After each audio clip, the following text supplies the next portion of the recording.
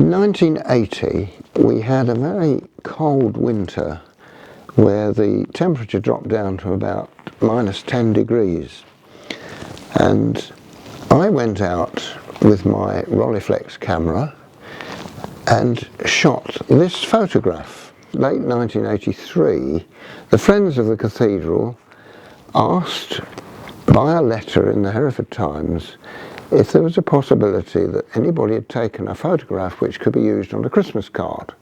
My wife saw the letter and said to me, "Why don't you take that photograph and show it to the friends?" So I did, and they took it and they used it for their Christmas card.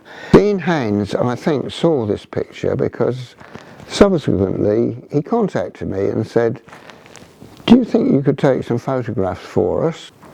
And that was how I really started. I retired in 1998, and Joan Williams asked me if I would come to the library and begin working on the photographic archive. And so from 1999 I came, and I've spent every Monday here since then.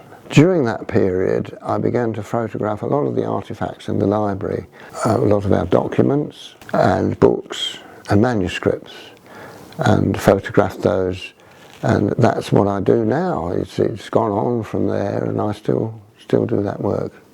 We've had 11 royal visits to the cathedral, and that's been a real joy to photograph.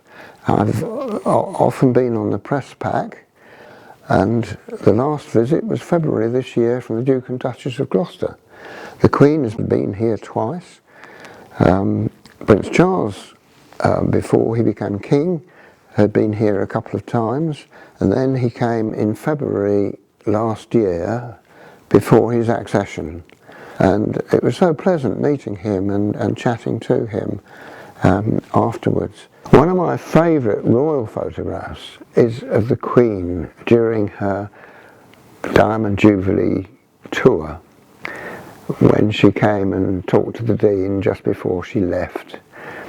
And I moved into position, and it seemed as though she was looking directly at me, and I thought that was really nice. During 1984, when photographing different people, I had the privilege of going to the song school, where Roy Massey was carrying out his normal daily routine practice.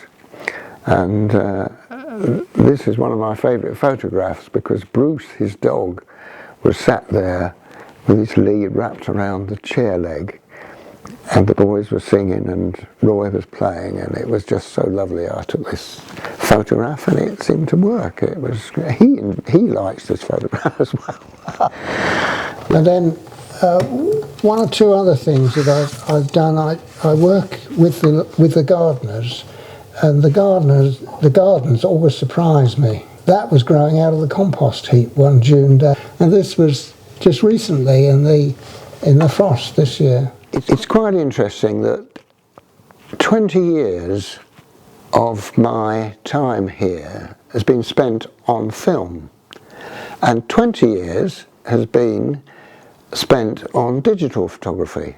We have about 30,000 digital photographs in the archive, compared to 10,000 negatives and about 4,000 transparencies. I feel that we've created an interesting and important archive. It's part of our history, and we've seen changes over the last 40 years which are unprecedented, and it's important to document change. It's important that we document change because we cannot retrace our steps, and so we need a historic document, and we need a historic record for perpetuity.